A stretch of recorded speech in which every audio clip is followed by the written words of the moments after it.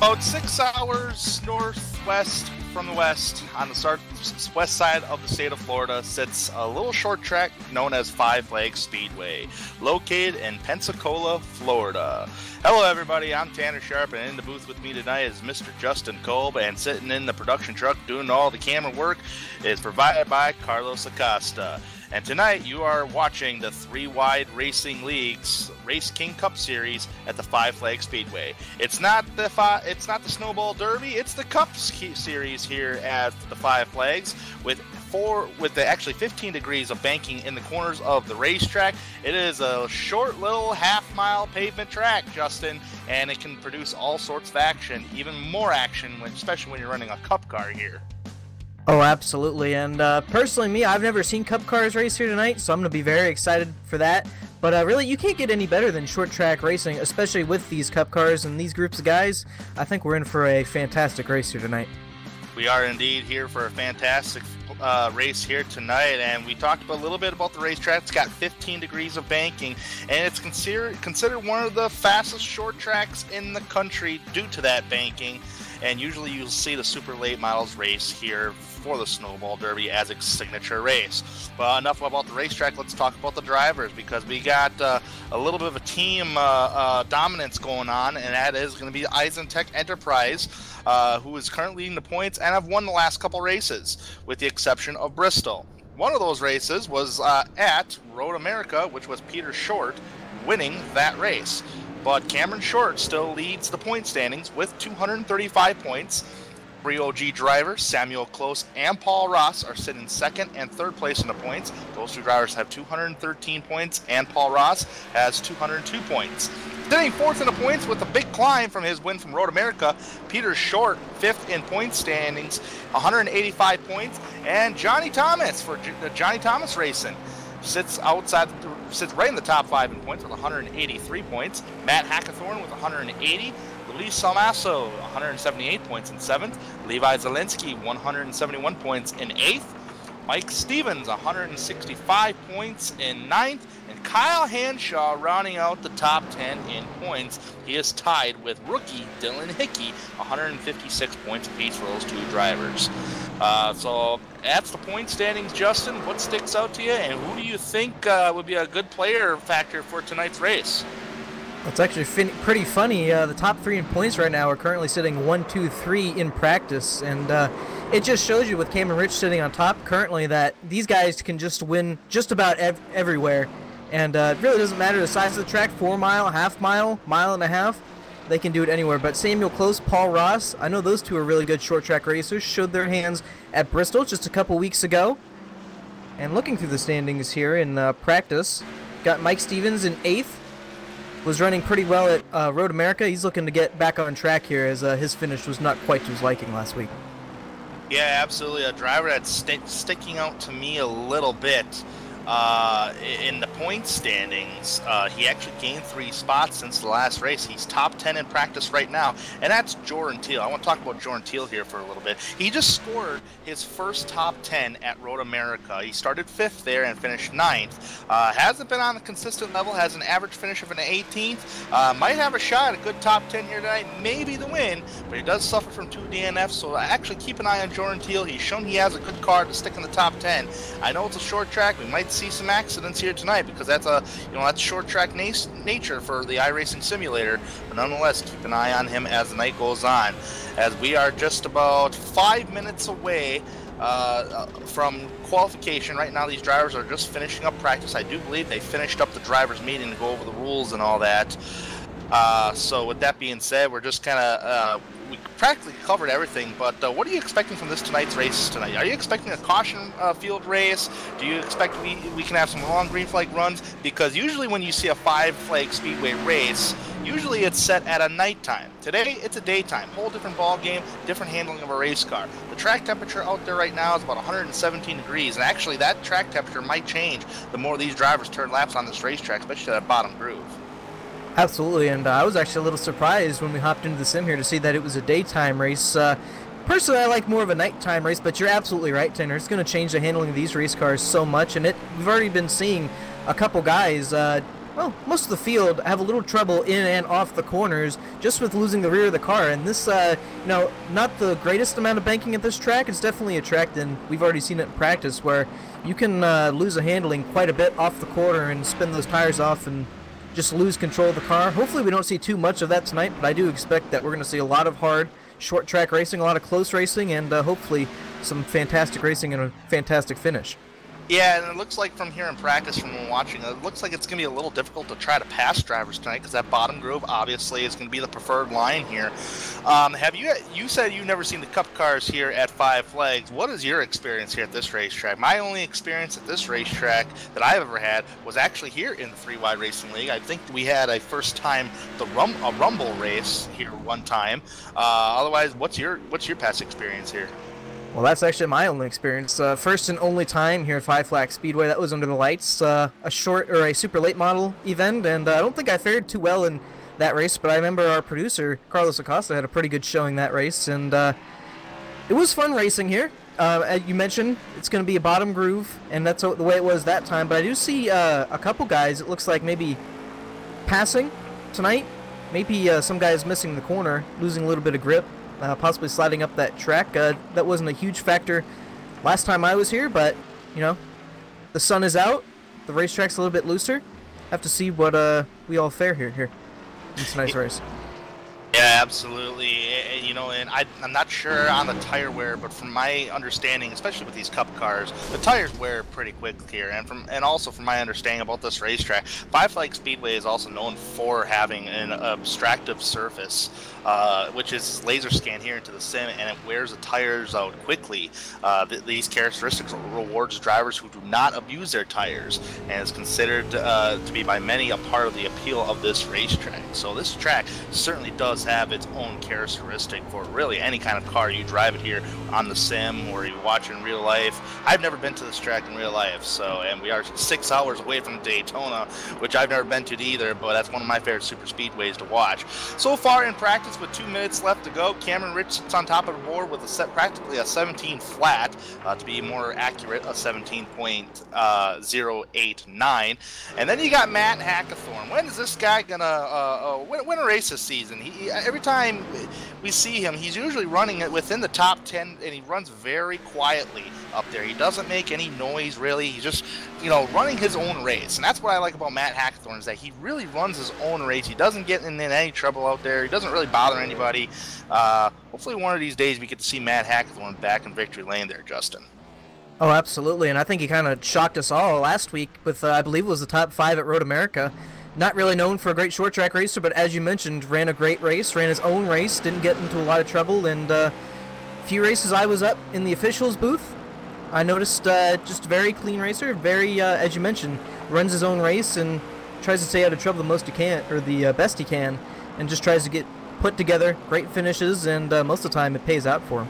Speaking of great finishes, he's on a streak right now as far as finishing in the top 10. He's got 3 top 10s in a row with the worst finish of an 8th place, best finish of a 2nd. So, and that came back at Bristol quite a few weeks ago, back on April 16th. But he's on a roll most certainly. Though right now we got about 8 seconds to go till practice wraps up, and then we see qualification. Would you prefer to start in the back and try to avoid all the incidences and try to be there at the end, or do you prefer the track position and starting up front, Justin? Well, I think that's going to depend on how comfortable you are with your race car. Personally, if you have a pretty good handle on your car, I'd want to start up front as far up as you can, just to maybe stay out of the way of all the crazy racing here we may have on the start. It's a short track, and I imagine that once we drop the green flag here, you're going to see cars scattering just about everywhere. It's not the widest track, but just everybody trying to get as many positions as they can on the first lap. Usually it's danger everywhere. You can get wiped out as leading the race, or if you're in the back just minding your P's and Q's and somehow you get involved in an incident that doesn't even involve you, that's going on right ahead of you, you can certainly get involved. So it's a short track. I've never seen the Gen 6 Cup cars here before. Actually, when we did the Rumble, Justin, I know you were part of that race. We didn't even use the Cup cars here, actually. I think, wasn't it what car were we using? Super late models, wasn't it? Yes, sir. It was a super late models. A totally different beast from these Cup cars. Okay, the track I'm thinking of on a short track like this was actually South Boston, if anybody remembers that race for 3-Wide Racing. That was a pretty good, entertaining race right there. I believe that race was broadcast, but right now qualification times are being posted, and they are faster than what they ran in practice. Look at that. Samuel Close picks up a 10th in between practice trim and qualification trim, and he beats Cameron's time with a 17.047. Cameron has yet to qualify, but we'll see some lap times are still being posted right now. 16 drivers have taken a qualification time. I actually believe Cam may have taken this lap, maybe tapped the wall a little bit. You see him right there on the screen. Not quite sure what he was up to. I did see him get to the line, so it was interesting. Well, if he got to the line and it did not post a time, he may have gotten a contact somewhere. And that's a sort of... I guess unfortunate, if you will, with qualifying. Any sort of whether it be zero, off-track, contact, any sort of thing will disqualify your lap. So, really, I don't think that, well, I was going to say shouldn't be a huge issue, but maybe a little lack of grip off the corner and the rear end taps the wall. Yeah, you know, this track, it looks like it's going to be a difficult handling just a little bit today, but I know the drivers like that in this series. So it's probably a good thing too, and one thing I do praise the league for was realistic weather. I always thought the weather was a little unrealistic, but that's of course a one man's opinion ordeal.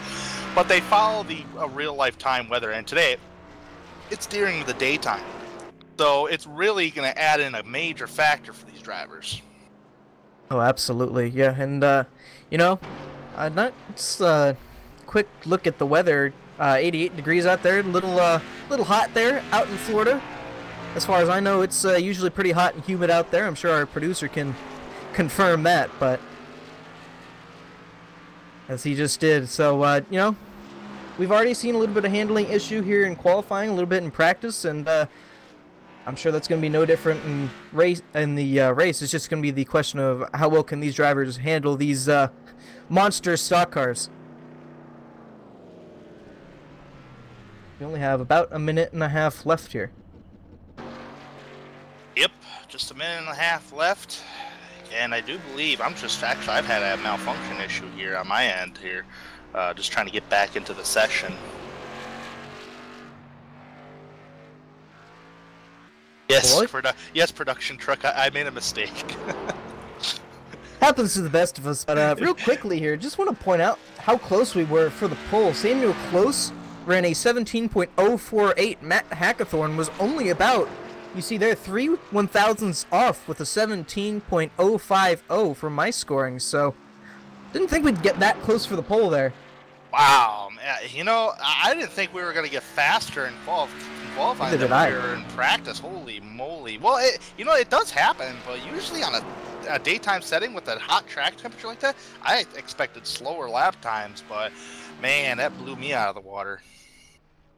Saw there the 46 going around the track. Obviously saw some damage. I have to imagine maybe he didn't. No, he did not. Well, no, he got some time in practice, but you can see him just going around now. You know, he got 5 minutes. It's a short track, only 17 seconds to get around here. He's at 5 minutes to get a little bit more practice. Yeah, I always like to do that. Usually when I'm done with my qualification time, I'll just keep running laps just to, you know, get that, you know, keep a rhythm going on, and then so I can prepare myself for the race, you know, just to keep a good line, you know, when to hit your marks. I used to do that all the time, no matter what I'm racing, whether it's in 3-wide racing, whether it's an official race. I don't know if you do that, Justin, but there's times where I'll just like, all right, I'm just going to, you know, use this qualifying just to turn laps as practice. Personally, I didn't, but, you know, if you're not really comfortable with your race car, it can definitely be a help as qualifying is just wrapped up. All right, well, sounds like we can go to the grid. Now, it is less than a mile here at Five Flags, obviously. It's a half mile, so there will be 2 pace laps here this evening, so I guess we can take it to the grid here. So, sitting on the pole tonight, congratulations to Mr. Samuel Close. You're on the pole with a 17.047. He'll start side-by-side with Matt Hackathorn. Third place, Paul Ross. And fourth, Mike Stevens. Johnny Thomas rounds out the top 5. Wade Lear will start 6th tonight. Good starting spot for him. Peter Short in 7th. Jordan Teal starts in 8th. Kevin Finn in 9th. And rounding off the top 10, Luis Samasso. And Rusty Webb's going to start 11th here tonight. Levi Zielinski's going to start 12th. Chad Brown 13th. Richard Hines going to start 14th. James Duke going to round up the top 15 there with Kyle Hanshaw starting 16th. Andrew Mickey going to start 17th with Richard Lafferty starting 18th. Cody Wright going to start 19th, and rounding up the top 20 here tonight is going to be Nathan Velez. And Nathan Velez is the last driver to take the qualification time. Cameron Rich starting in blackjack position. Something may have happened on this qualification lap. I'm not 100% sure, but nonetheless, he's going to start in the back 21st. Chuck Sweeting in 22nd. Ignore me, I ain't racing tonight. I accidentally clicked the actual race button instead of the spectating. So I'm starting 23rd, but don't mind me. So Dylan Hickey, you're starting 23rd. Michael Skinner, you're going to start 24th. 25th. Corey Lindsay, and rounding out shotgun on the field, Brent Miller, 26th. That's going to be pretty interesting for Cam and Rich, starting all the way back there in 21st. He's got a lot of ground to make up. I sincerely hope, I see race officials are removing some drivers from the field, and I sincerely hope he doesn't remove me, because I could not get into spectating mode. That's why I backed out. So this is my only option to watch the race right here, is in the actual grid race. Oh boy. I have a feeling, I know before they were enforcing a rule with the windshield banner, may have been an issue for Andrew Mickey there. Oh, that's very unfortunate. Yeah, you gotta have the windshield banner. It's in the rule book. Those are in the rules, unfortunately. And, yeah, unfortunately, I remember from my officiating time, brief time, Corey was gave a few race leisure there, and then really started hammering down. You know, to me, it's always written in black and white. Gotta have those things on there. I know there's sometimes I always forget to put it on there, but Yes, you know, I've gotten so used to it now. It's just, you know, it's a habit. I even when I go to paint a car, I'm always putting it on there, even though I don't need it. Yes, sir. All right, here we go. We're going green flag racing. Sam Close is going to be on a loud pedal when Space Car heads down pit road. Weather today is 88 degrees, 117 track temperature, might be hotter. Oh my goodness. Wind is coming from the northwest at 8 miles an hour, and today we are running 200 laps at the Five Flag Speedway for the 2018 RaceKings Cup Series. Sam Close got the pole tonight, and we're racing at Five Flags. Down in turn 1 for the first time, Sam Close enters the corner of the racetrack. First side-by-side battle is going to be back there with Peter Short in the number 22. He'll be side-by-side. I do believe that's Wade Lear on the higher line. No, that's not Wade Lear. That's 63 of Mike Stevens using the higher line right now. Sam Close leads the first lap of tonight's event. And Stevens stuck on that higher side with a new paint job this week. Yeah, and Stevens really just stuck on the bottom there. Freight train going down underneath. Small hole there. See if he can slot in. Nope, the 14's going to shut the door there, so he's going to have to find some sort of hole, as looks like he might find one there. He might find one there if he can get clear right here from, no, Wade Lear's going to he took it way too wide on the exit. But Kevin Finn is now currently ahead of these cats. Mike Stevens now finds the hole behind Wade Lear in 8th place. Here's number 4 of Luis Salmasso. He's in the top 10, currently in 9th, and Rusty Webb right behind him. Those two are teammates, 9th and 10th respectively. And just with Mike Stevens, it's these holes can open and close so quickly. Really have to be mindful of those gaps, because as soon as one... Oh, and Mike Stevens is going to have a problem here. Oh, no. Not quite sure what happened. Was going down the front stretch, was about to enter turn 1. Some smoke and some left side damage. Yeah, he started getting sideways on the exit of the corner, so that's handling the race car means getting loose on the exit. Hard hit to the inside wall, definitely crinkled up that left front fender. Had a great qualification time, now he's in the back of the pack, but we still remain green. We got a battle for second place. Paul Ross challenging Matt Hackathorn on the inside. He's going to get it to the line. Matt Hackathorn falls to 3rd, Paul Ross to 2nd. And that just goes to show you how hard or how difficult it can be to get around here at Five Flags with the 63. I'm kind of curious whether maybe he wasn't on the gas all the way, and once he got onto the gas, it just slipped out from under him. But I'm sure that's not the last time we're going to see that here tonight. A couple of drivers having some connection issues here. We got a battle actually going on between James Duke and Kyle Hanshaw right now. And there goes Cameron Rich, who started 21st. But two drivers that had connection issues actually lost connection to the race is Levi Zielinski and Michael Skinner. That's very unfortunate. I know Levi had some issues last night. These guys had some fun on the dirt. Trucks at Eldora last night from broadcasted by SYM. And no, he had some issues there tonight. It looks like it's going to continue, unfortunately. Driver on the move, no surprise. Cameron Rich right now has made it up to 12th place, just passing Hanshaw. Trouble for the number 76, took it way high, stacks up the field just a little bit. That was the James Duke. He is a rookie. Right behind him is Richard Hines in the 87. Ooh, contact back there. Who was that? 38 and 91. That would have been Cody Wright and Dylan Hickey. Getting it after it there. Chuck Sweeting actually almost hit the wall last time by off of turn number 4. Speaking of James Duke, I'm going to have to get used to his paint job here tonight. Usually bright orange, now some black and blue on that number 76. Driving the Uber, was that Uber taxi cab? I guess so, yeah. Doesn't quite stick out as much, but it's still a pretty good looking scheme. A lot of these paint schemes are looking pretty good here tonight. Right now, everybody getting settled in. Surprised we haven't seen the caution yet. That's actually a really good thing.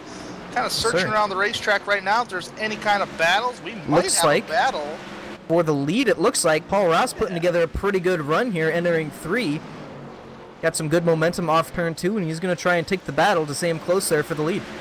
They start battling. That's going to bring Hackathorn and Peter Short up there, because those drivers are not too far behind, about 0.5 of a second.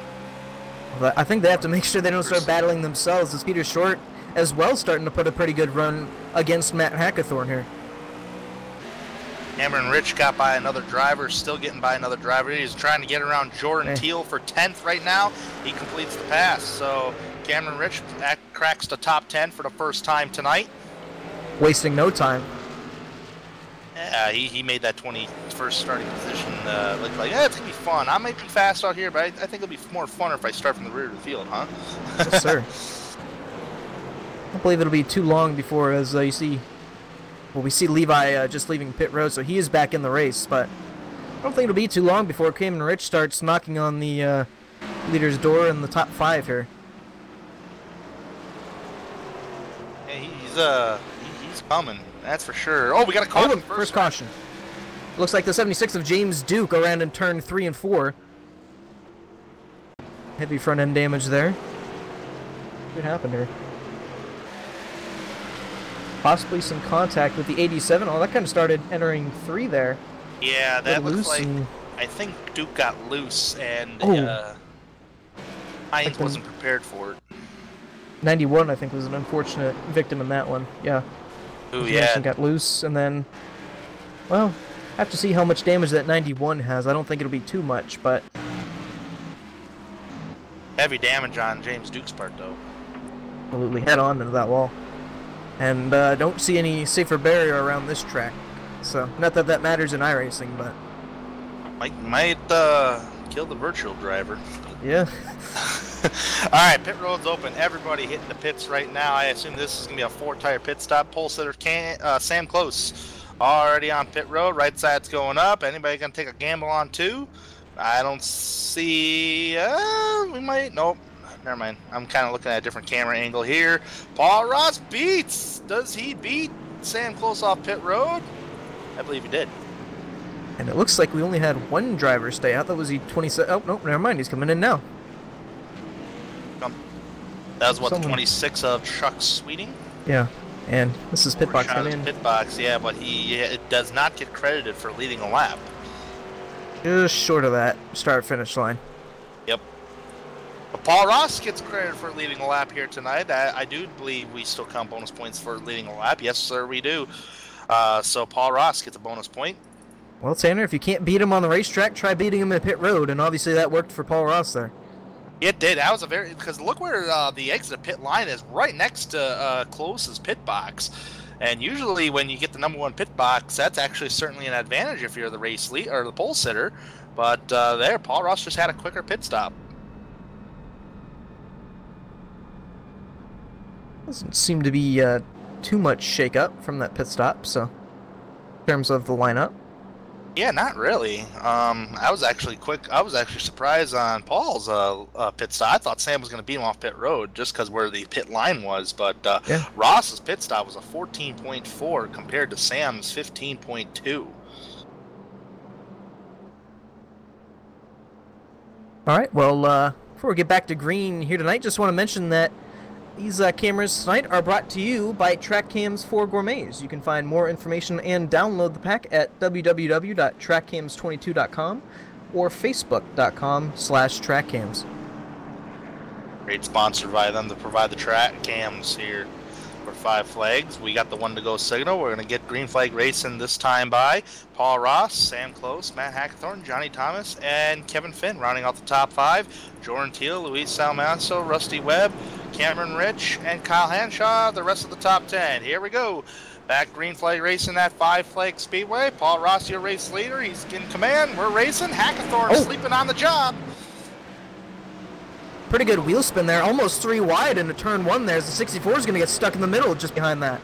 Oh, man. Brown's like, man, in the middle, but he's fine now. But I tell you what, that created a big old stack up in between turns 1 and 2. That was a huge either wheel spin or misgear by the 44 there. He did not get going. Got a good side-by-side battle with Rusty Webb on back. That's Wade Lear on the bottom, trying to get the 9th away from Webb right now. Just ahead of him is Cameron Rich. It's pretty much a hornet's nest of side-by-side racing from Wade Lear on back, 9th on back. Just behind them, the 22 of Peter Short, believe he was up front earlier, so maybe some issues in the pits last time by. Probably either a slow pit time or overshot the pit box. Oh, we got contact. Oh, yes, yeah, we the just 63 is going to go around. I thought that was going to be a pretty quickly. Oh, he's going to. That happened so fast. The 63 there. I didn't think he was going to try and make that hole or off the exit of 4. Dalmassa got punted out of line there. No contact, but he's out of line. He's getting passed by drivers. Jordan Teal, Cameron Rich. Dalmasso stuck on the higher side of the racetrack. We might go 3 wide here. Don't know if it's going to work. There's a bumper tag to the 33. He's going to cut down into the middle, create a 3 wide, almost contact with Wade Lear. Salmasso being just a little aggressive. That actually, the biggest loser out of that was the 33 of Jordan Teal. I tell you what, Salmasso just does not want to lose all that track position, and he's doing everything he can possible to keep it. Making it wide like that doesn't help, but he's around his teammate who might cut him some slack. That's Rusty Webb. And there goes the 4 of Salmasso back in line. Oh, car in trouble, number 87. That's Richard Hines, way above the racetrack. High, he was out of the main groove. He's in the gray area. And here comes the freight train underneath. Oh, into the wall just a little bit there. All right, well, while this is progressing right now, a little up towards the front, Rusty Webb was on the higher line, but now Wade Lear gets knocked out of line. He's starting to get passed by Luis Salmasso. Peter Short's going to follow. Racing all over the racetrack here tonight, so Salmasso's clear, Short is not. Short battling with Wade Lear. Wade Lear started 6th, currently losing a couple of Positions, has nowhere to fall into line. Rusty Webb might foul here, and contact between the 03 and the 88 there. I thought the 03 was going to get out of shape entering 1. Did a great job hanging on to it. Man, that was tremendous hanging on right there. I don't care who you are, but it was a whole lot of contact.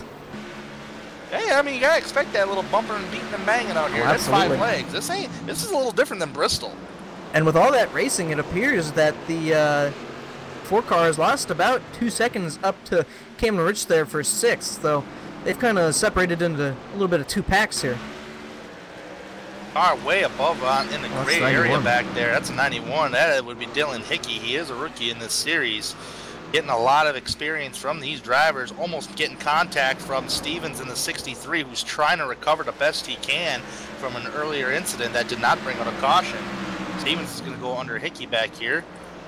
Nothing has really changed up in the top 5 with the exception of a battle going on with Cameron Rich and Kevin Finn. Rich is actually going around the outside line. He's preferring the outside line. You get really close on the exit there to the 14. Not really a hole there, but kind of opens it up there. I'll be surprised if he makes this work, but it's kind of surprised me tonight of how quickly these guys have gotten shuffled out of line.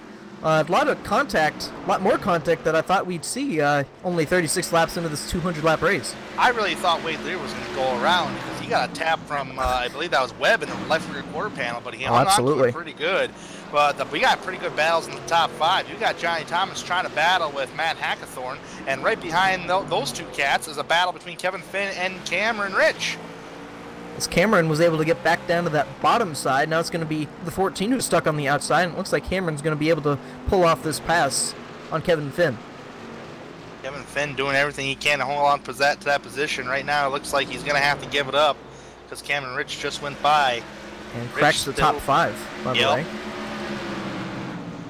Rich is just keeping that same momentum as he did since the drop of the green flag. He is the biggest mover of the night tonight.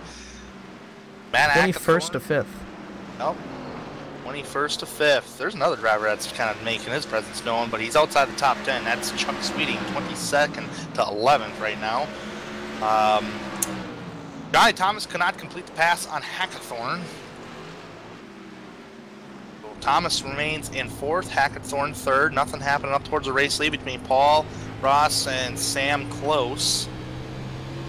Driver about to go a lap down that's in front of Ross right now is James Duke, who was part of the first caution of tonight.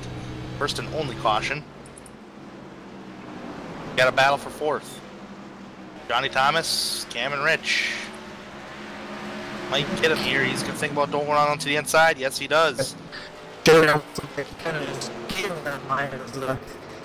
just keeps climbing his way to the top. Really has a fast race car, but... You're right. Cameron is continuously climbing into the mountain here. Right now, Kevin Finn's going to take advantage of this. So 2 spots have been lost on Johnny Thomas's part, but he's still running a very consistent race. Started in the top 5 tonight. So Johnny Thomas is now backed up to 6th. Still okay. Might be a battle behind Thomas. That's between Luis Salmaso and Peter Short. Short thought about going underneath, could not complete the pass. Everybody seems like they have calmed down here. Webb kind of took the middle line through that corner, or through 1 and 2. That was a pretty interesting line. We haven't seen anybody really move away from that bottom line, and I don't really think we will throughout this race here tonight. I think it's just going to be a bottom groove track only, and thought Cameron Rich try and make the move from that middle line, and obviously didn't make it work, so I think it'll be a bottom groove only. Mentioned earlier that passing would probably be a difficulty here tonight, and it's only kind of proving our point here. Oh, car in the wall, James Duke. Oh, man. Having a very difficult night tonight. Just slapped the wall in 1 and 2. I think sometimes it could be out of order to where you're just going to let everybody go by and you just decide to ride the wall. But we got a battle for Peter Short and Luis Salmaso. Peter Short moves up to 7th, Salmaso back in 8th, and Wade Lear is 9th. Pretty good battle there. I think, Tanner, maybe just tear the front end off this 76. These cars seem to be faster once they look like a modified, it appears. Hey, we're on a track. We can run modifieds here, but Cameron Rich just put himself into 3rd. Getting ever so close to that lead as Sam Close has started to reel in Paul Ross here. It was about a second lead that Paul had put on Sam. Now it's only about 4/10 of a second. This has been a 3OG race since the drop of the green flag, but nonetheless, those top two 3OG drivers had better look back into 3rd place, especially in Sam's perspective, because here comes a Eisentech Enterprise driver. That is Cameron Rich in the Boeing 17 Ford, and he has actually ran a faster lap time than the top 2 drivers, so he is coming towards the front here. These Sam and Paul are going to have to worry about Cameron here shortly. All you Levi Zielinski fans who won at Bristol earlier this season here in the RaceKings Cup Series has lost connection again to the race server. And we got one driver, I believe I'm getting a report, one driver out this evening, and that is the number 8, Richard Lafferty. That's unfortunate. really unfortunate for the 59 there, Levi Zielinski. Won the last time we were at a short track at Bristol, and unfortunately, connection issues keep taking away his chances at a good finish. So, gonna have to try again next week, it appears. Nonetheless, Paul Ross, Sam Close, Cameron Rich right now separated by about a second and a half. Hackathorn remaining in the fourth, and rounding out the top five now, Kevin Finn. Be interesting for me to see. We saw Peter Short, one of the Eisentech Enterprise drivers there, was running in about the top 5 position before pit stops, and has fallen back to 7th. He made his way back up through the field. Not quite sure what happened on that last pit stop, but up to 7th. Seems like he's been kind of stuck there ever since. But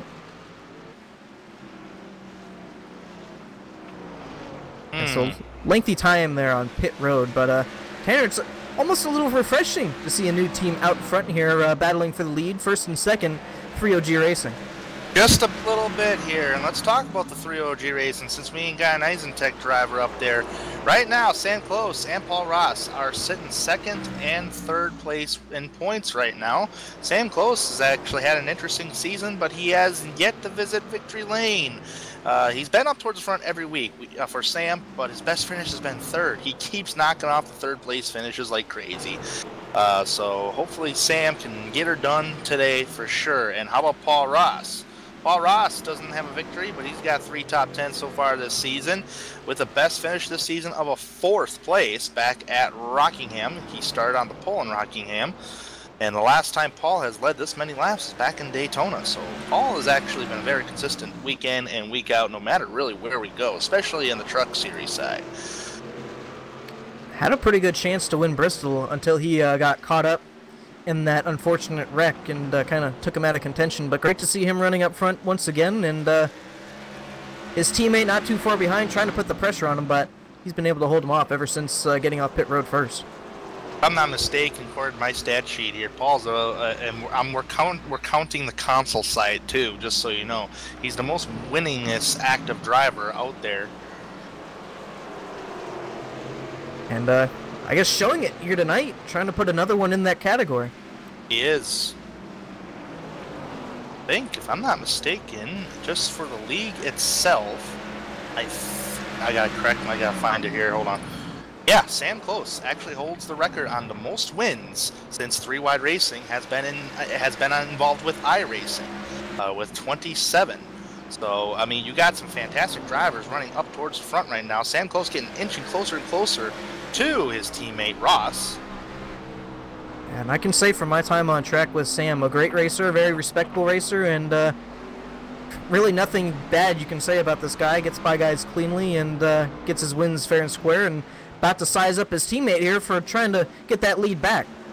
Had Sam as a teammate one time. I also had you, Justin, as a teammate yes, one time as well. And I think, if I'm not mistaken, I think all 3 of us were teammates at one point. I'm not 100% sure at this point. It's been a while. It feels like it's been a while now, but here we go. Paul Ross might be feeling a little pressure from his teammate. I know Sam doesn't want to do it, but you're going to kind of have to, because you got Rich right there. I was going to say, just look behind, and that car, that 17 from 21st is about to challenge for this lead here.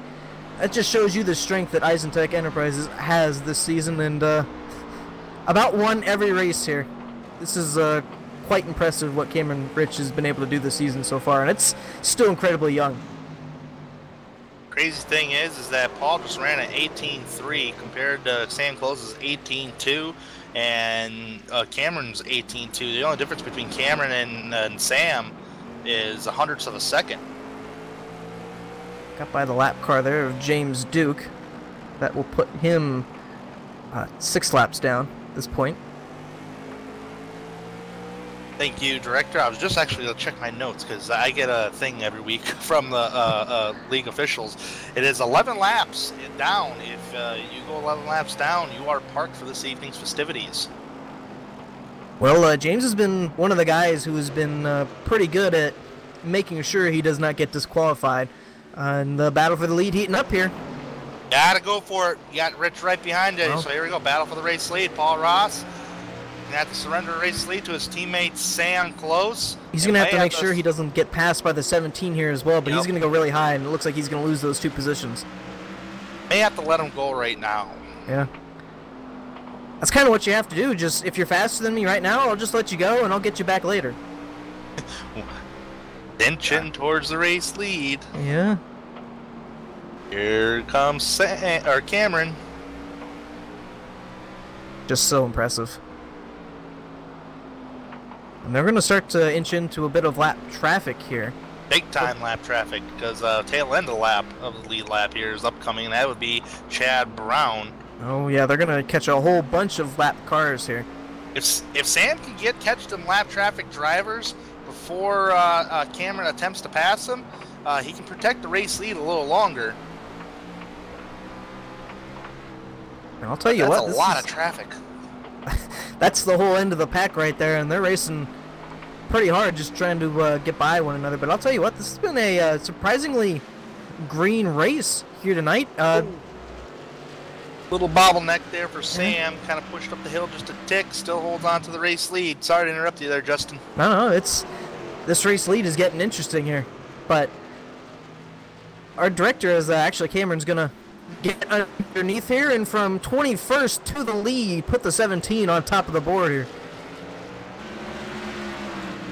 It only took him 74 laps to do it. That's... So, director can correct me if I'm wrong. I think our last caution was about lap 15, and have not had a caution since. Got a report from, I believe it was Peter Short or Cayman Rich, that we're gonna run about 90 laps on fuel here tonight. Tanner, if this race keeps going green, we're gonna see some green flag pit stops here. Man, I'm not going to reveal the sources, but I was told about a 110 to 120. But again, it's in that ballpark. So once we see about 90 laps on fuel, we'll know for sure. And the last caution we had was lap 17. So this is by far, obviously, the longest green flag of the night so far. And these drivers are putting on a great show.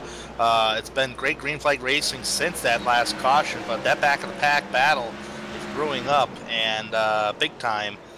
With, I believe that's James Duke, or excuse me, Dylan Hickey, trying to get by Nathan Velez in the 48. And just a FYI, Peter Short, another Eisencheck Enterprises driver, has moved up into the 4th position. So I won't be too surprised if he makes his way possibly to 2nd. But he's got some ground to make up to get up to where his teammate is right now. And this is where it's happening with Cameron Rich. He's caught the traffic. He's got nowhere to go. He's side by side with Chad Brown in the 64, just ahead of him. They are battling for position. So realistically, there's 2 races going on. If Sam Close goes ahead and battles with the 17 of Rich, which obviously right now he's not close enough to do so, there's a battle back there for between the 87 and the 91 of Hickey. That is a battle back there for 17th. This is the most treacherous position you can be in as a leader. You got lap cars racing in front of you, and you saw right there get really close off the corner. I don't think Sam will try and make the move on Rich unless he knows that he'll be able to complete it. He doesn't want to lose more time than he has to here trying to fight this lap traffic. As if you were in Sam's shoes right now and they were just side by side, Brown and Hickey was, if you're in Sam's shoes right here, how frustrated are you? Oh, you're extremely frustrated knowing that you're faster than all these guys. You really just can't get around them because there's really nowhere to go. But you just got to stay patient here. It's a short track. Patience can run out really quick, but you got to have a lot of patience, and eventually it'll all work out. And so he hasn't lost too much time, only about 7/10 back from Cameron, but he's still got to deal with a lot more lap traffic here. And you really can't ask these drivers, hey, get out of my way. But, I mean, they are racing for position on the racetrack, so they have every right to race. For sure, it's for a position. And, yeah, it's back in the pack. But, again, that's their prerogative to race back there. So Cameron Rich seems like he's picking off one by one here with a little patience, like you said, Justin. Right now he's passing Hanshaw, and Sam Close just got around Mike Stevens.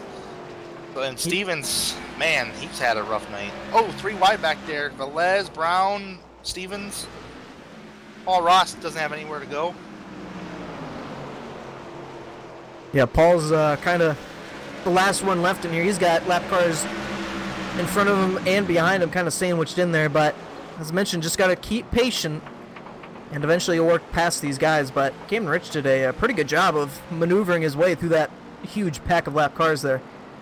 Yeah, Sam did. Sam close. Yeah, Sam too. Paul, he's just actually right now in the same position as what Sam and Cameron was. He's just trying to be patient, getting around one by one. He's got about a second and a half over Peter Short in fourth, who's now just catching traffic. And absolutely, this is going to be extremely frustrating on Paul. And like you said earlier, Tanner, you can't really ask these guys to move out of the way because they're racing their own race at the moment. So. Yep. That's just the nature of the short track racing on a half mile like this. You know, it's gonna happen. I mean, if it's one thing if you're like 6 laps down, for example, like James Duke, that's one thing. But I mean, when you got other drivers who are racing for position and just trying their best out there, I mean, that's just the nature of this. James Duke just behind them, as you mentioned, kind of almost missed that corner, shot up the track just a little bit, but it appears that all these lead lap guys doing a really good job of making their way through this traffic. Kevin Finn gonna have to, and the 87. Yeah, he bottled. I saw him a little slow just in front of our 5th place driver here. Okay, Duke, I thought he was gonna make it 3 wide. Man, it was 3 wide for a brief moment. That was Finn, Duke, and Hanshaw back there. Duke and Hanshaw. Duke's into the wall. Yeah.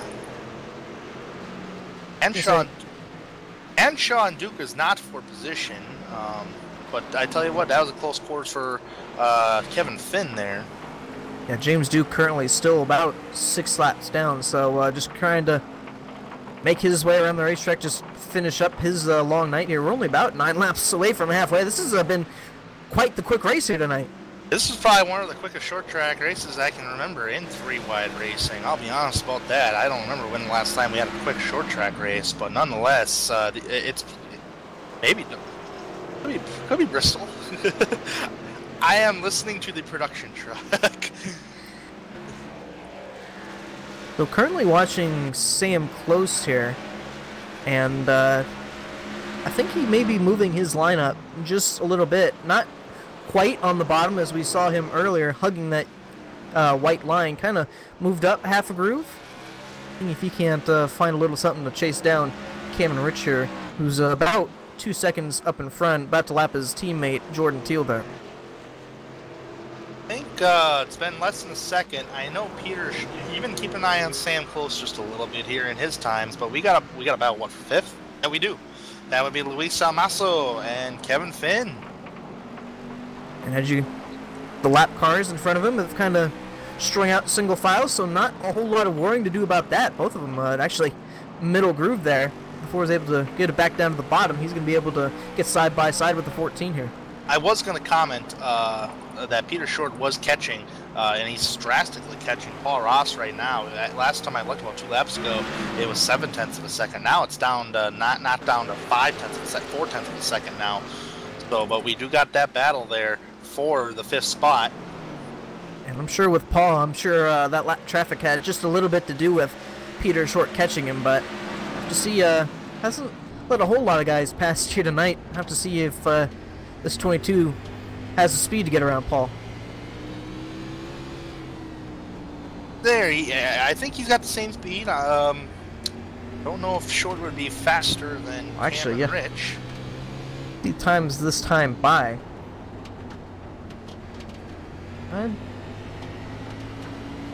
About half.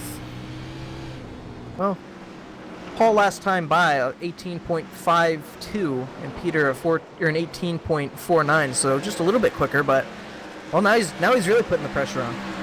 He really is, and actually, before what you were just saying for lap times, Peter Short is actually the fastest driver in the top 5. This time by, it was actually Kevin Finn.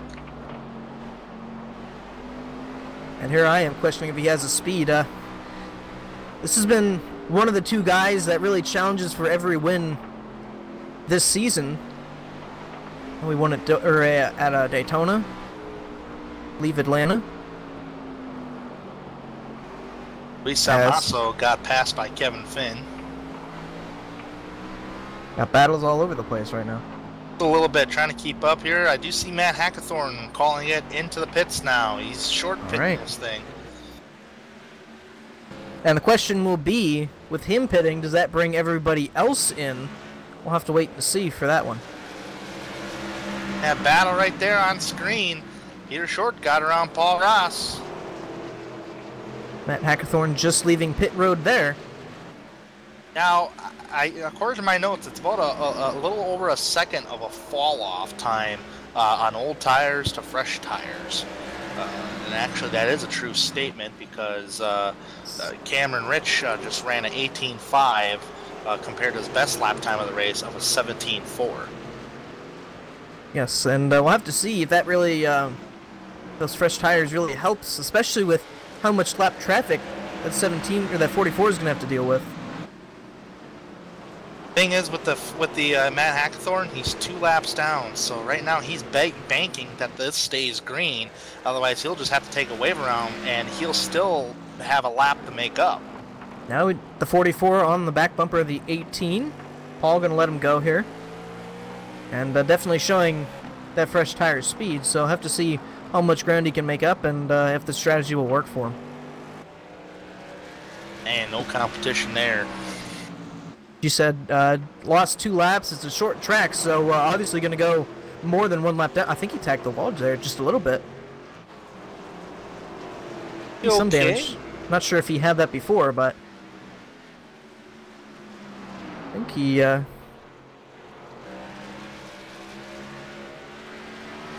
So Hackathorn trying to at least get his laps back. He is. I mean, in my opinion, Hackathorn is banking that this race stays green because if we have a caution right now, he's going to have to stay out to take a wave around, but he'll still remain a lap down though. Absolutely, and really, we're not going to have another pit stop after this unless we get a caution. So, wasn't that long ago we had about. I should say 19 cars on the lead lap. Right now we're down to 9 cars on the lead lap. And really it was just that one huge pocket of lap cars to kind of put them all down. I'm not sure if it was all the racing they were doing back there or maybe just a little uncomfortable with the handling, but... not really close any battles on the racetrack. If there is a battle, it's 412th. Actually, Salmaso's going by Kevin Finn here. For 4th. Kevin Finn all the way up to that wall. Ooh, Kevin! Careful.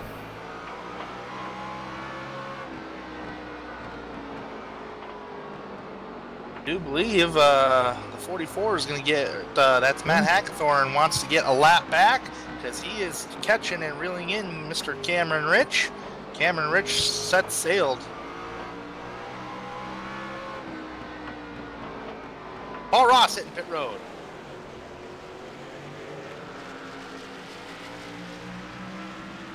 Now I think we're probably in the window as the 44 gets his lap back. As Cameron Rich also going to pull down pit road as well. So. Don't tell me Paul accidentally overshot the pit box. He undershot it. Well, he's off and going. That's obviously, Tanner, you can probably agree that undershooting is a little better than overshooting. I hate to, but I hate to say this, but these pit boxes here are really small than your average. Actually, yeah, Paul actually overshot it. Cameron Rich, no corrections. He got into his pit box just fine. Maybe that was by design too, because these pit boxes are so small, smaller than your average NASCAR pit box. Maybe it's by design, kind of starting the back. That way you can see to get into your pit box. I actually kind of forgot how small those boxes were until I saw it on camera. Wow. That cost Paul Ross tons of time on pit road. Your average pit lane time from entrance to exit is on average 35 seconds. Paul Ross's time was not too bad, 39.4, but again, every little second counts. Absolutely, and it's almost magnified out here on track.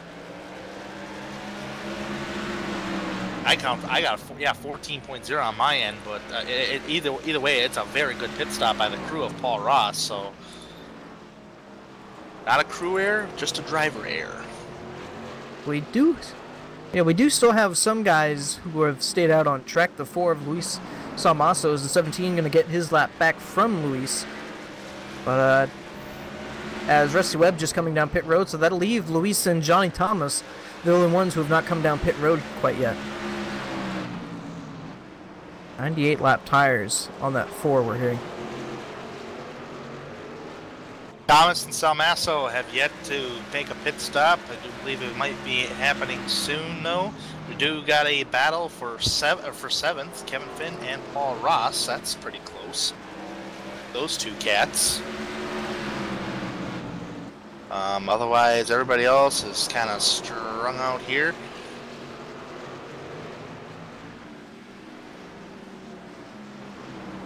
Yeah, I'm not seeing any other battle that's close enough. So Finn and Ross for 7th. They're not side by side just yet. Actually, Paul just almost ran over the 76 of James Duke. Like, I'm telling you, he almost hooked him in the left rear quarter panel. And James's night kind of got off to a bad start earlier and just kind of riding around at the moment. But they're starting to get a little closer for that spot, that 7th spot. Been 20 laps now for Matt Hackathorn. He's in the top 5. He's about 4 seconds from Sam Close from 4th.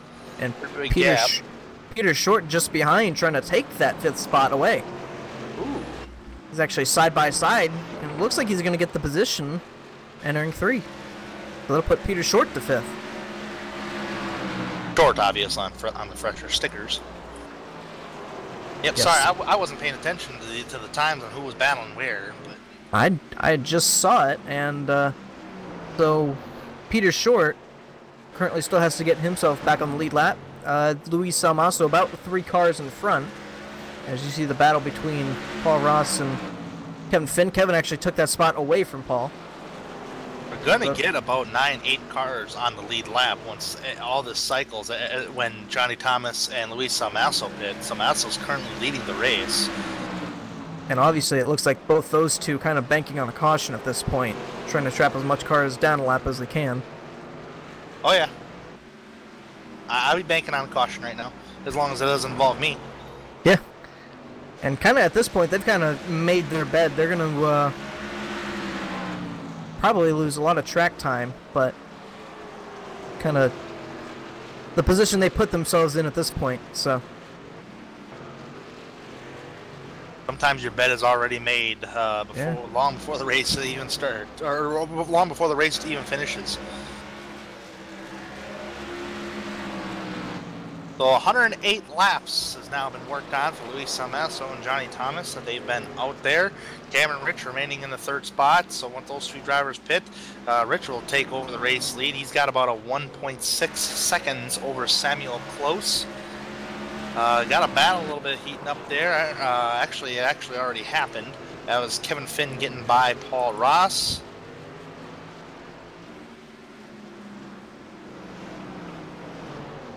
Yeah, just kind of looking around the racetrack. Everybody's kind of strung out a little bit. Looks like Sam Close actually may put the pressure on Johnny Thomas coming up here. That would be for the 3rd position. Johnny obviously has not come down pit road yet, and Sam looks like he's going to take it easily, but he does have a lap car just in front. That's the 64 Chad Brown, but no challenge for that 5.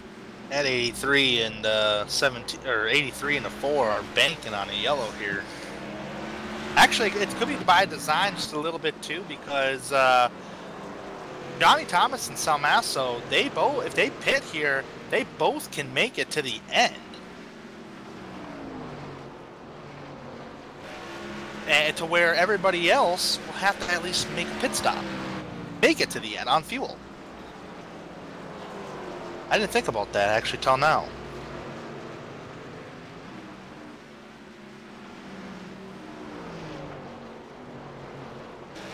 I don't know. I gotta redo my numbers here. Yeah, I'm trying to do numbers in my head, so don't quote me on what I just said.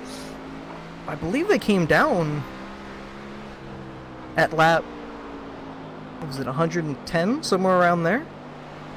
If they can go. Cameron Rich came in at 113.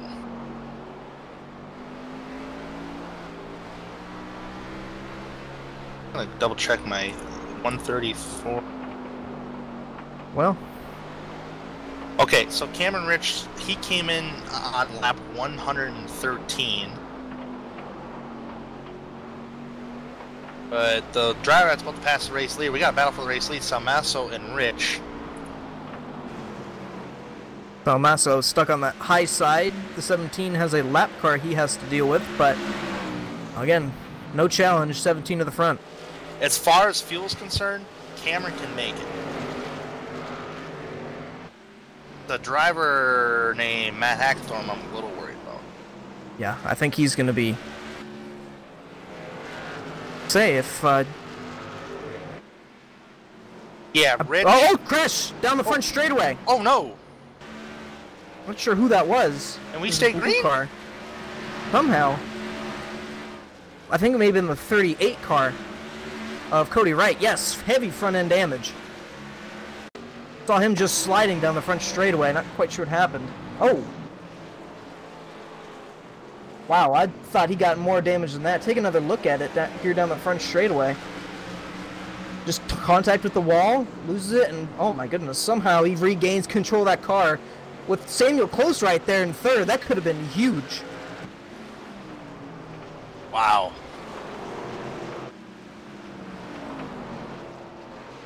So, even though he hit the wall, shout out to Cody Wright for somehow controlling that car, and I'm sure Sam Close, a little bit of a flash before his eyes there. Oh, the 63 is stuck down there in turn 1 as well. Stop. Oh, trouble down. Oh, and that's yeah. going to be a caution. The 63 of Mike Stevens. Well, this is going to change everything. See what happens here. He's just gotten... Tanner, I feel like he's maybe not on the gas quite all the way, and off the straightaway he tries to floor it, and maybe just gets a little bit loose. Yeah, and then he tried. Yeah, he definitely locked it down for sure. And once he hit the wall and it bounced, he locked it down and held the brake down because you could see the rear tires just locking up. He did stop and just got going and almost annihilated the 22. Wow.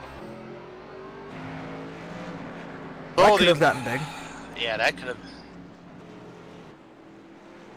Everybody, yep. This is going to work out for drivers who stayed out. But the downside, and we got a driver getting back on the lead lap, that's the 33 of Jordan Teal, gets a lucky dog.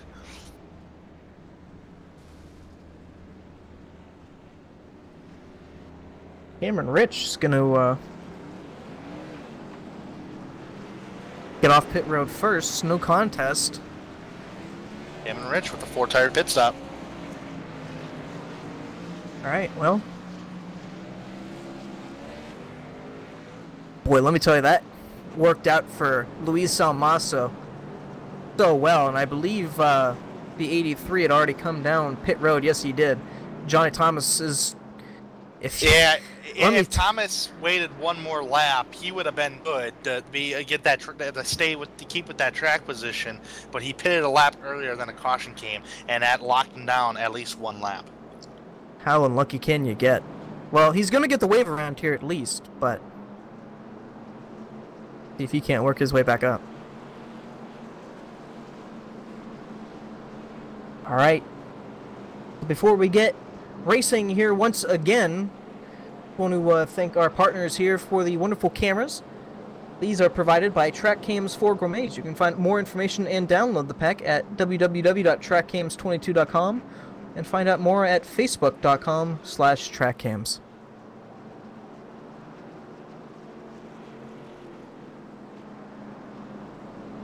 All right, well, 57 laps to go, Tanner. Everybody's good on fuel. Looks like it's just going to be a good old-fashioned short track race to the end here. It certainly is, but the thing with that is it brings everybody back up into the mix, and we'll see some side-by-side racing. But these drivers know how to do the side-by-side racing. Got the one-to-go signal, so let's reset it for you. Cameron Rich, currently race leader, stand close in second.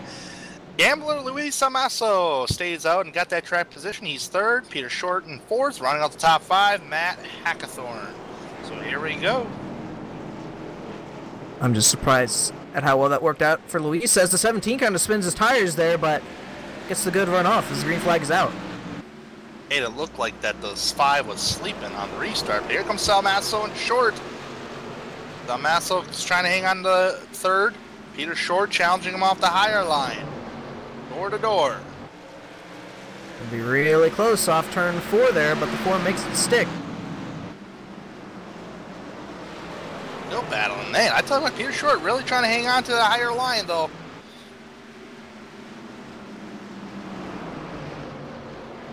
Another driver that caught the lucky break that's able to get the, trouble, man, they're door to door.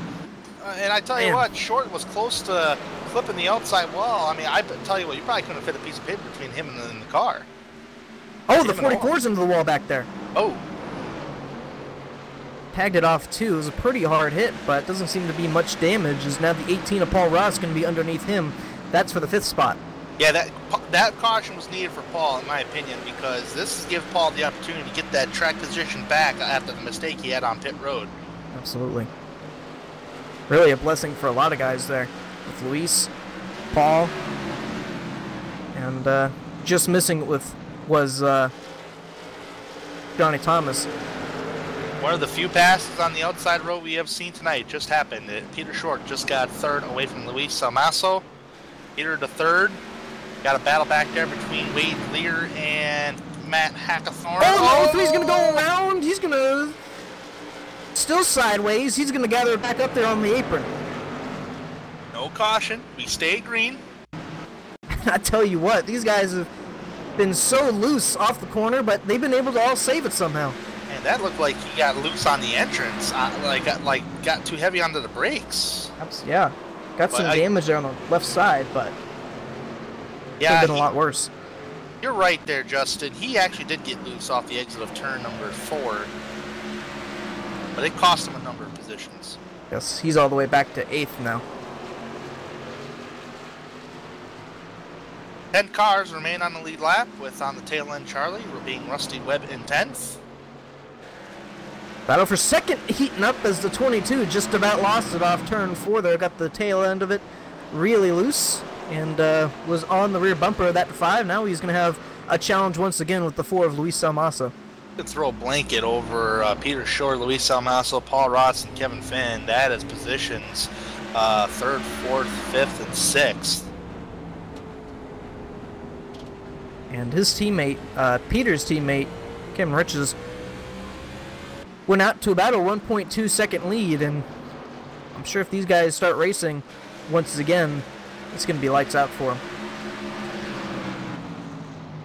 Still noticing the 5 compared to the 17 there, just about a half lane up through 1 and 2. I'm pretty sure through 3 and 4 as well. So it looks like it's been working for him, but interesting to see the different lines there between 1st and 2nd. Still trying to keep an eye on this battle back here. Looks like Short has pulled away from Salmasso, but Paul Ross is putting the pressure on his own teammate there of Luis. And right behind Paul is the 14 of Kevin Finn.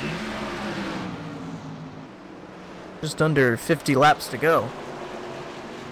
I'm sure the end of the race is going to be here before you know it, so...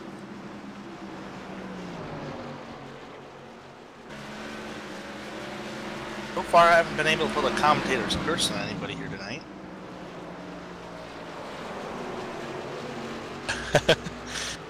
Yeah. Paul actually trying to get underneath Luis. Doesn't happen. Ooh, he kind of backed up off the corner, backed up a little bit. It looked like he drove it real deep into 3 there. Didn't quite stick with him. Looked like he may have gotten a little bit loose there in 1, but... Looks like he's trying everything he can to try and get a run at least on this 4 car. Peter Short has been hunting down Sam Close for 2nd. got close at one point, just could not make anything happen. Tell you what, Isentech Motors Enterprises is still up towards the front. They are leading the race with Cameron Rich being up there. And then you got Peter Short in second. I believe we have Boss Man for Isentech watching tonight. Saw him in chat earlier, so hello to Drew. Drivers out there tonight that are part of Isentech Enterprises is Cameron Rich, Peter Short, and Jordan Teal. Pretty cool to think they're. I mean, you got all the 3 OG drivers in the top 10 right now. With actually, 3 of them in the top 5. Oh, someone's. Oh, yeah, the 88 and the 46 around here on the front straightaway. I thought I heard someone spin around, and it looks like and the 46 is going to spin in 1 there. And it's not for positions either between the 2 drivers. Oh, the 46 just washed up the racetrack a little bit there. And Webb. See what happened down turn 4.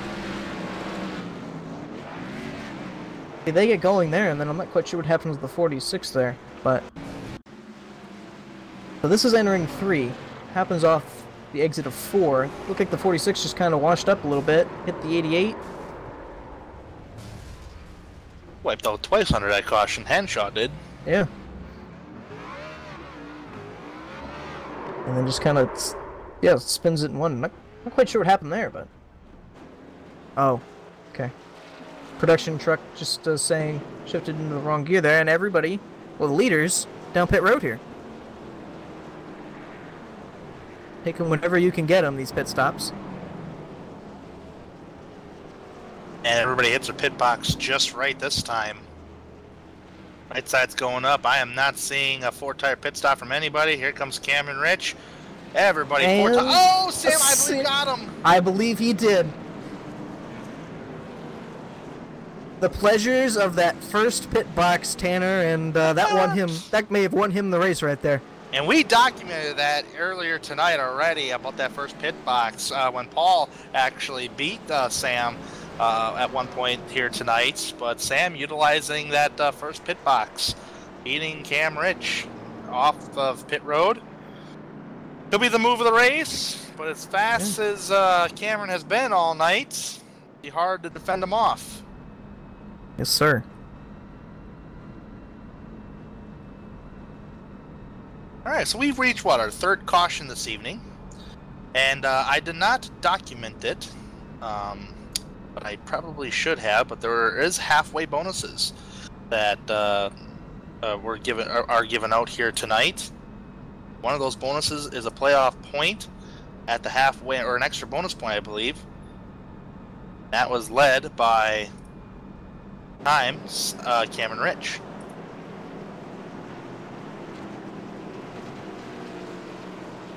So the bonuses at that time were Cameron Rich in first, second place was Sam Close, and third place Paul Ross, all receiving some kind of bonus points. I think once again, first, second, and third in points. So these guys just can't seem to get away from each other. It's kind of like that season. Oh, we got a car that just blew up in front of the race the leaders. 76 of James Duke. Yeah, Man. He's gonna have to pull off and just get off the track right there. We're coming to a restart here too, so. Oh yeah, he just needs to forget about getting it to pit road. Just stop and tow it. Put it in the infield. Yeah. Because they got to pass you, and they might get a black flag because of it. It looks like he'll make. Okay, they just delayed the green. Yep.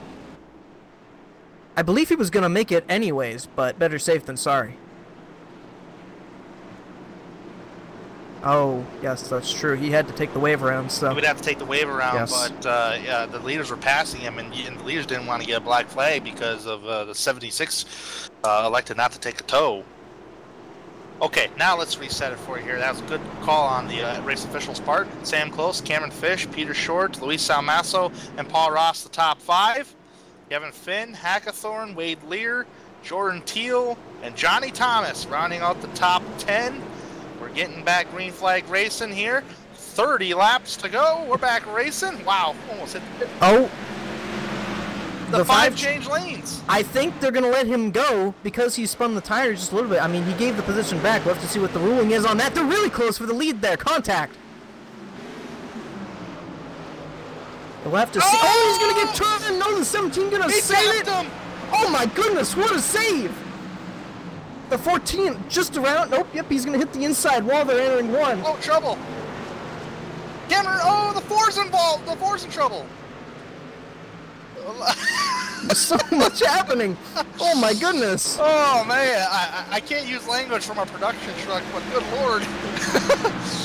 I tell you what, somebody ain't gonna be a happy camper after that. And the 44 had contact with the 4. That's what Luis had happened to him. And take a look at this battle for the lead here. This was entering 3. The 5 gets a little bit loose, I believe, and just tags the 17 there. What a job by Cam Rich to keep that out of the wall and keep it straight. He's fallen back to 4th. Cameron Rich has, so he has some work to do with 27 laps to go. But oh my goodness! I hate to say it, but I don't think the 5 was intentionally trying to change lanes. No. He actually got on the gas, and he got so loose, so he was fighting the race car, and that's why he went up the track a little bit. And that call was made in Atlanta by me when I believe. Oh, and the 22 really loose on the front straightaway there. But that call was made by me at Atlanta. That was withdrawn, and I believe it's probably going to be the same situation here, as they have not called a penalty on the 5, at least yet. There's no off-track official tonight, but I do believe Corey is actually up in the box. I don't believe he's made a lap tonight, so. Oh, never mind, he has made 1 lap, so probably a starting park. But nonetheless, I mean, if there is any kind of penalty, it would be later in the week. Yes. But here's the battle for Ross. Yeah, so that's the battle for 3rd, trying to make up as much as he can before the end of it here tonight. I hate to tell I don't know if I was a Cameron, I wouldn't be too happy about that, but that's actually fun short track racing on a race fan standpoint, and us up here in the booth, because I'm in the booth version here at the racetrack. As far as my camera angle is concerned. But hey, Cameron's fast enough. I'm sure he'll get back up there. So, 3OG currently with the lead. Then you got Eisentek 2nd and 3rd just behind the guy who has led the most laps here tonight, Cameron Rich, with 68. Trying to get back up to the front. Riding behind the 5 there, Samuel Close. You can see the 22, Peter Short. With 20 laps to go. You know, Sam's best finish is 3rd 3 times this season. He has only 1 outside the top 10 finish this season so far. The rest of the finishes has mainly been 3rd place, and I think he's got a 4th place in that to his record as well. But here comes Peter Short. Here's the problem with Sam. You got Eisentek guys right on your butt. He's going to have to work really hard if he wants his first win of the season and tries to break up this Ford stranglehold they have on free wide racing right now. At least in the Cup Series. If I was in Sam's shoes right now, I would be racing as aggressive as possible. I'd be putting the bumpers, chrome horns. I know it seems dirty, but you got to go for them race wins, man. I think what Sam has to hope right now is that the 2 teammates get to racing right now. As you see just behind the 22 there, Cameron Rich is really putting the pressure on his teammate Peter Short there through the bumper. I won't want to wreck a teammate though. Yeah. Tanner, no! Tanner, no! If I put any... Yeah, that was a good guess, yes. But I tell you what, if I put any commentator curse on anybody, heck, it may be as well be Eisentek Enterprise tonight. I was just going to say, what were you saying about that commentator's curse? But easily makes it by the 17, and Sam, with 15 laps to go, he's going to have to drive his heart out right now. Here's the problem. You got Cameron Rich in 2nd. You don't think Cameron has forgot about that little bump and run that Sam pulled on earlier. Boss Man just commenting in the chat, I think Cam wants this one. I think he does, Drew. Oh my goodness. 14 laps to go. Here we go. Here's the problem for Sam, though. Yeah, he's catching lap traffic, and actually Cameron got by lap traffic during that green flag stretch a lot better than any other driver did in the top 5. The thing he has going for him right now, it's not a whole lot of lap traffic. It's just those 2 cars. Is he's going to get by Chad Brown very easily. But here comes Cameron Rich putting the pressure on. He's got one more lap car to deal with just ahead, about 10 car lengths in front. I wouldn't want to say pull out the photo finish. I would say pull out your camera for the wreck. Yeah. They just about had one on that restart, so as you said, I don't think Calen's probably forgot about that one. So. Well, I tell you what, at least on my camera angle here, I have not kept my eyes off this battle for the top spot. You got, you could fold over a blanket for the top 3. You got Sam Close. Here we go. Oh, there's caution! The bump. Caution's out the 38 is around. The leader's just about involved. Peter Short has actually spun around. I believe he's going to lose his positions due to that. He's going to fall back to 6. He might get him back. We'll have to see what iRacing teams here. The 83 and the 38 make contact. Yeah, that looked a bit. The 38 actually in the 1. I tell you what, the 22 got pile drive right there, but I tell you, everybody started stopping because there was an accident. Yeah. Who else is involved here? Yeah, the 38 was loose into 1 once again. Maybe some contact before with the 83 and 38 as Johnny kind of finished him off.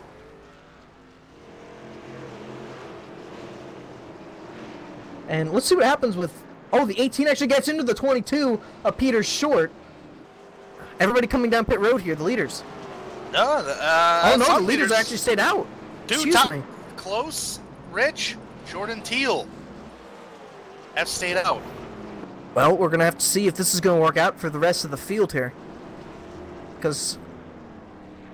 Paul's got some front end damage, but he should be okay. I would just get 4 tires on that thing and go. That's what he's going to do. Yeah, it's not major damage on the 18 of Paul Ross, but I tell you what, that was incidental with Paul Ross and Peter Short because Peter Short was taking aversive action trying to avoid the 38, and he just put the brakes on really heavy, which allowed Ross to hit him in the rear end. I have no doubt that there was no intent with that. Just really, there's nowhere to go at a short track when a wreck occurs. The leaders were dodging that one too. I tell you, that was a close of a nail biter for many of the leaders. Peter Short got really lucky. He might be just got dumped there by Ross on accident.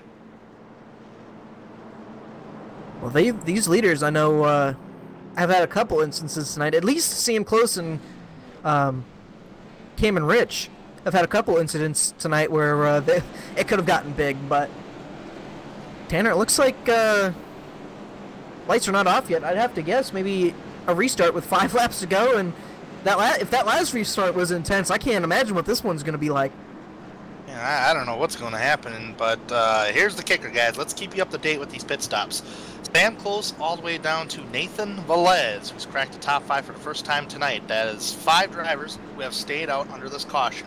The driver with the freshest tires is Paul Ross in 6th place with 4 fresh tires. And again, Paul Ross, and I got another third-party app here, Paul Ross has had the best pits times of anybody here tonight. This was just the fastest pit time of Paul Ross with a 13.8. And actually another driver that just had a fast pit stop that was 4 tires was Dylan Hickey with a 13.7.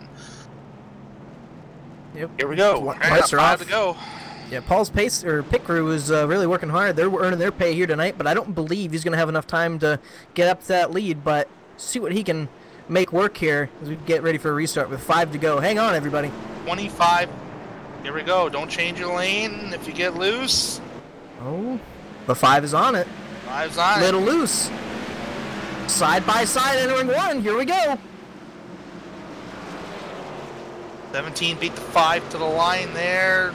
There's a lot of action mid-pack. 3 wide back there. Nonetheless, it's the main battle for that race lead. That's the important one. Going to be so close off turn 4. The 17's going to have the run. He's going to take the lead. 4 laps to go.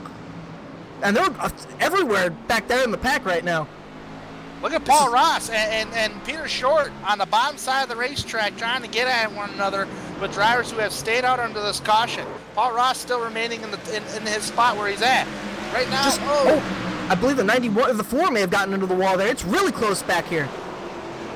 With 3 to go. Yeah, let's keep eyes with this mid-pack right back here. Or I shouldn't say mid-pack, this top 5 where Paul is. Peter Short walking up the hill just a little bit. Guys, Ross. two laps to go. This race for the lead is not over quite yet. Sam Close has actually pulled back in Trouble. on the 17. The 4 cars around. The 48 is around. 48. The wrecking. If there's no caution. There's a caution. Race is over. Race. Yep. I was hoping they'd stay off the racetrack. Wow. Dan was gaining on the 17. Oh. Hold on, Cam. Race isn't over yet. It's about gotten to the wall there, as the 4 was still struggling.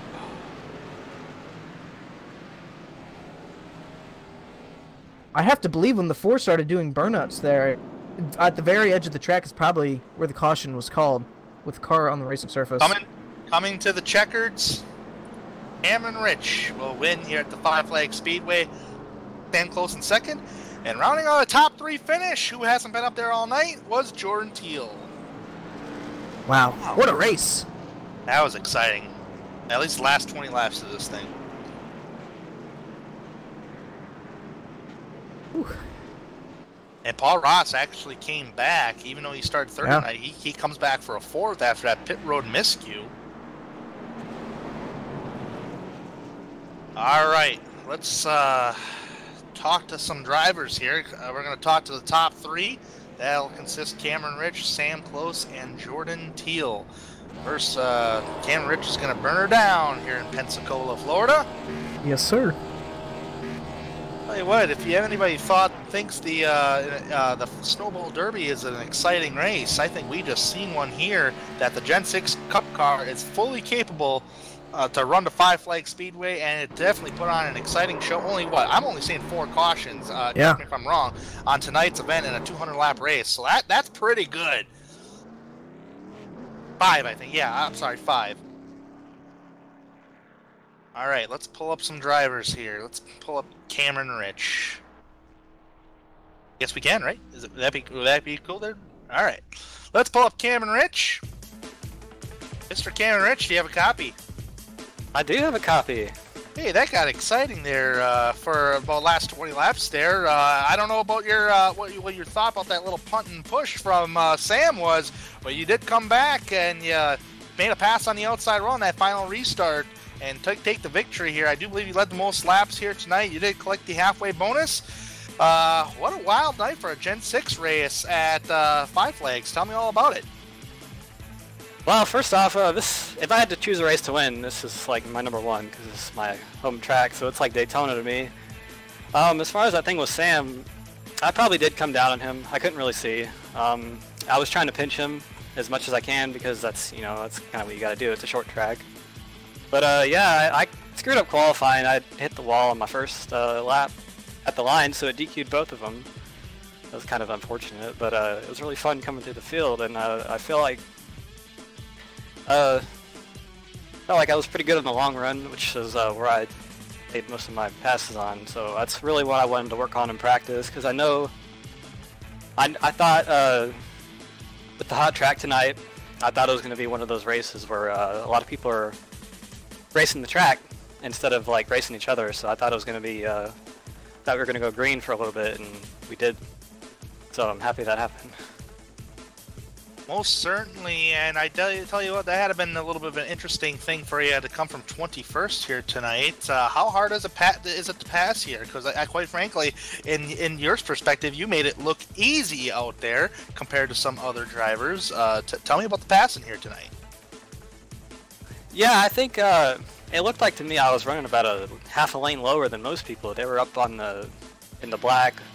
I was kind of cutting it off really early in one and running right next to that wall and white line, and when you run where they aren't, it's a lot easier to pass than if you are.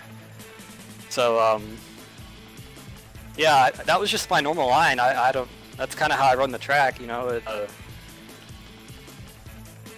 The rubber gets laid down so quick there. With the track change like 2 laps in, it started changing, and every time we pitted it felt differently. So I think running down there on that white line and 1 and 2 and 3 and 4 helped me kind of keep off that hot sticky or hot slick rubber instead. Second victory of the season for you, Cameron. You said Five Flags is like your Daytona.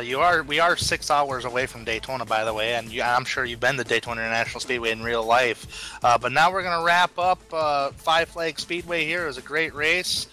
Actually, last time I seen a Gen 6 race on a short track like this was probably South Boston with you, by the way.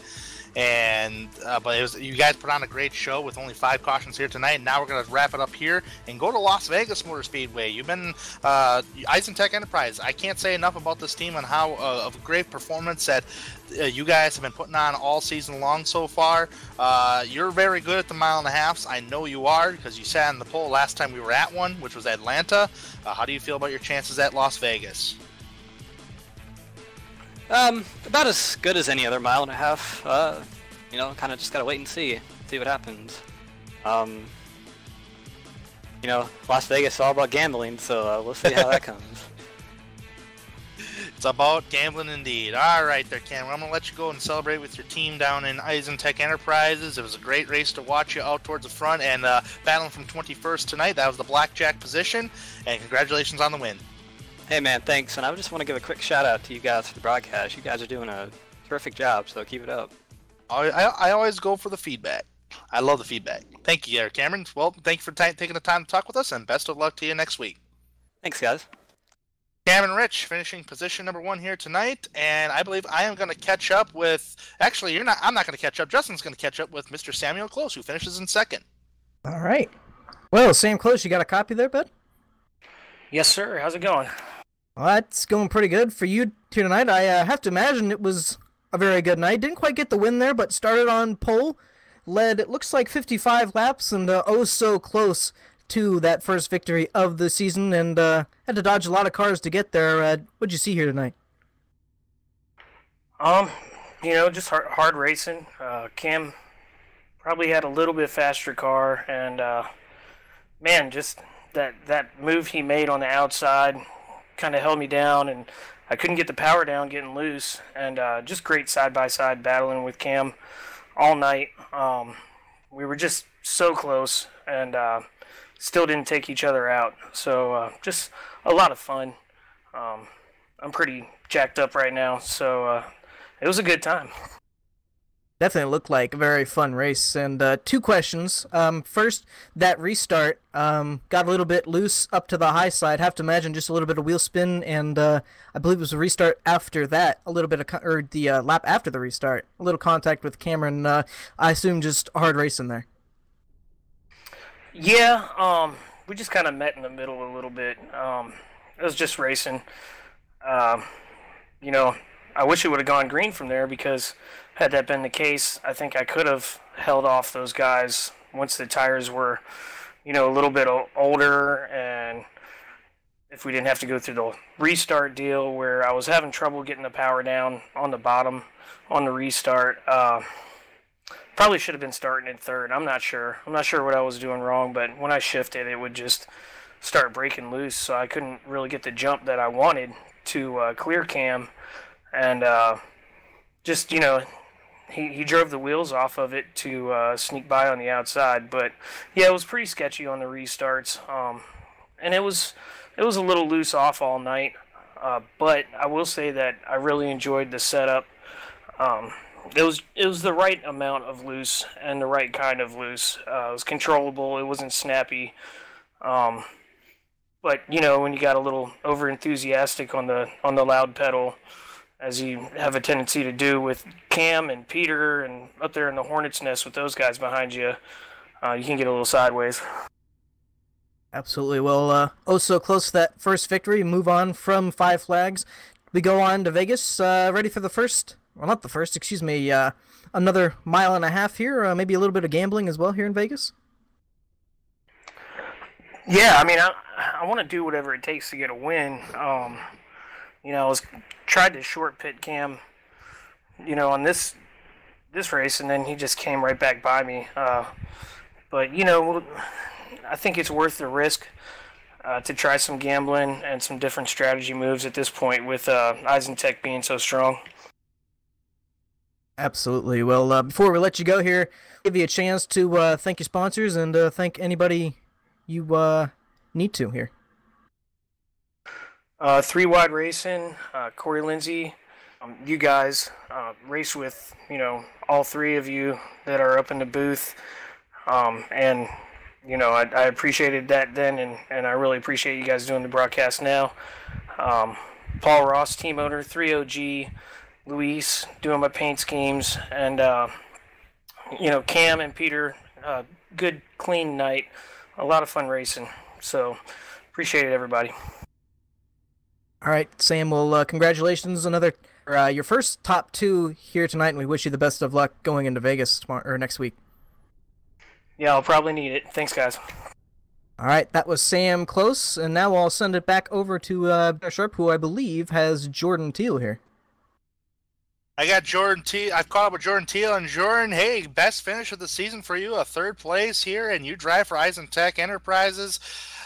Great night overall for you tonight. Relatively kind of kept the car clean majority of the night here with some fender benders here and there. But otherwise, that Ford Motorcraft Ford is looking pretty stout here tonight. Tell me about your race. Yeah, that was an interesting race. I kind of ruined my own strategy early on by taking 2 tires and really struggled firing off after that first yellow. Ended up a lap down and was able to fight back from there. Really happy with how the race finished. I want to thank Paul and Peter for not getting into me at the end.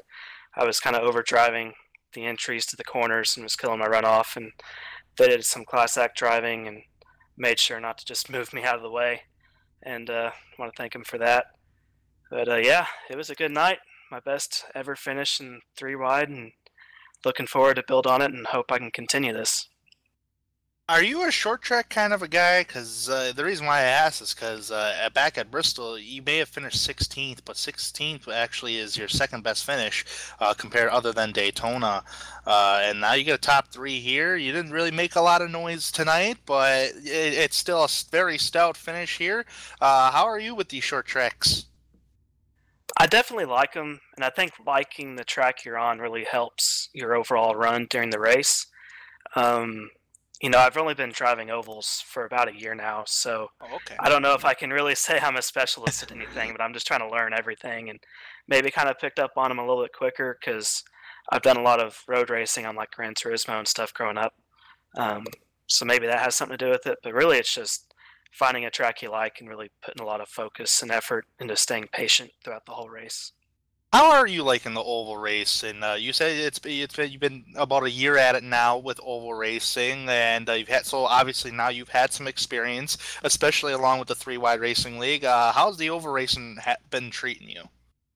Well, honestly, it kind of started off rough. Kind of was driving over my head some last year and in the Drivers Development Series, and I appreciate everyone staying patient with me.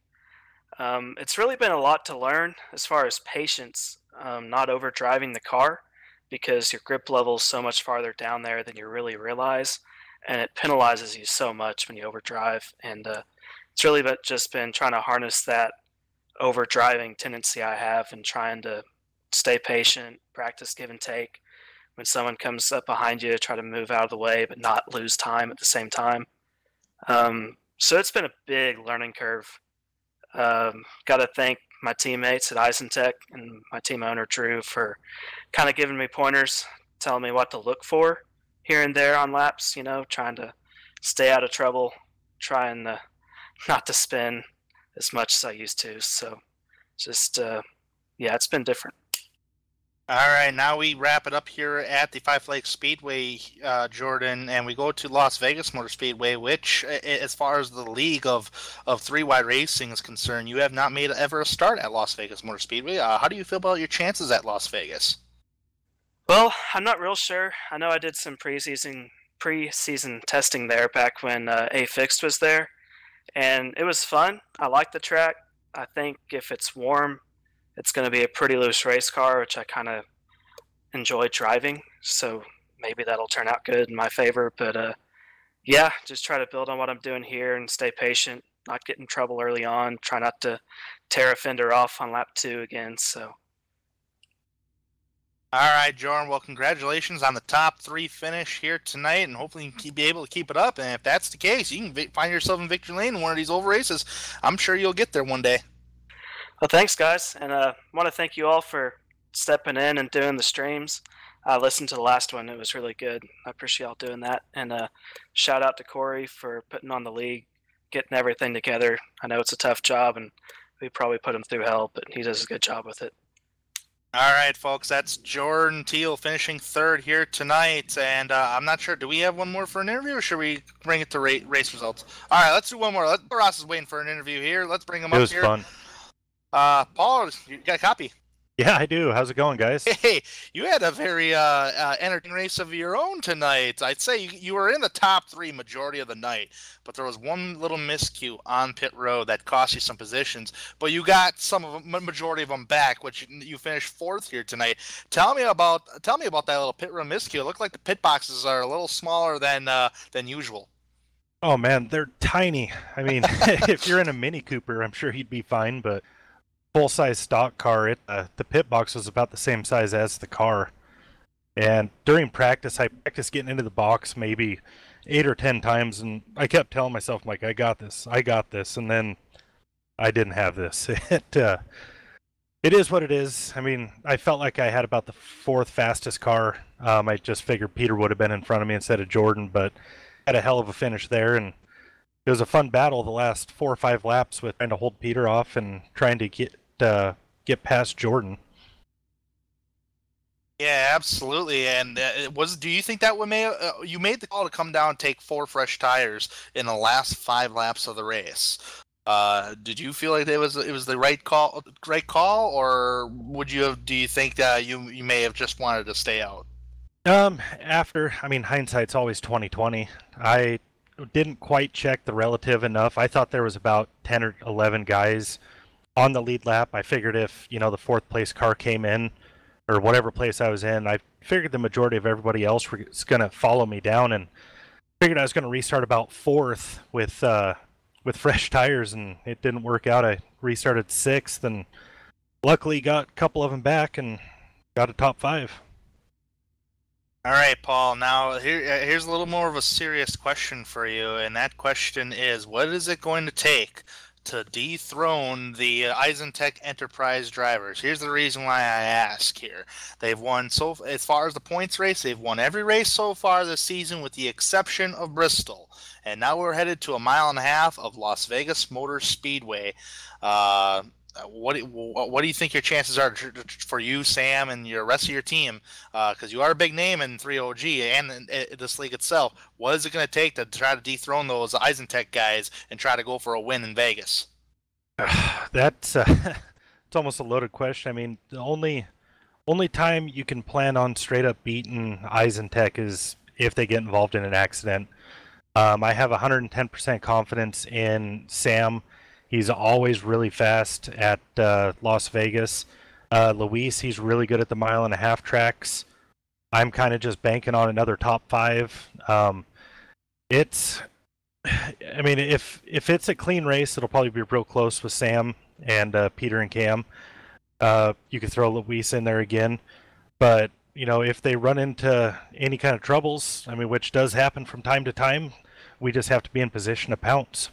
Yeah, I know. So you didn't throw your own name into the hat, though, about Las Vegas. If once we get to Iowa, I'll have a little bit more faith. Las Vegas, I don't know what it is with iRacing. I don't have a feel for that track. I'm usually about a 5th to 7th place car whenever we go there. All right, Paul. Well, we thank you for.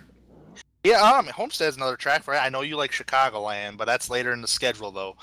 But nonetheless, congratulations on the 4th place finish, though. It's a top 5, another top 5 for you. Hopefully you can get a better position, even a win, maybe in Vegas. You'll never know, but hopefully we'll see you at sometime Victory Lane this season there, Paul. And thank you for taking the time to talk with us. Yep, thanks for having me, you guys. All right, that's Paul Ross finishing in 4th here tonight at Five Flags. Let's wrap her up. Let's go through the results here of tonight's race. Cameron Rich finishing 1st here tonight. Sam Close finishes in 2nd. Jordan Teal 3rd.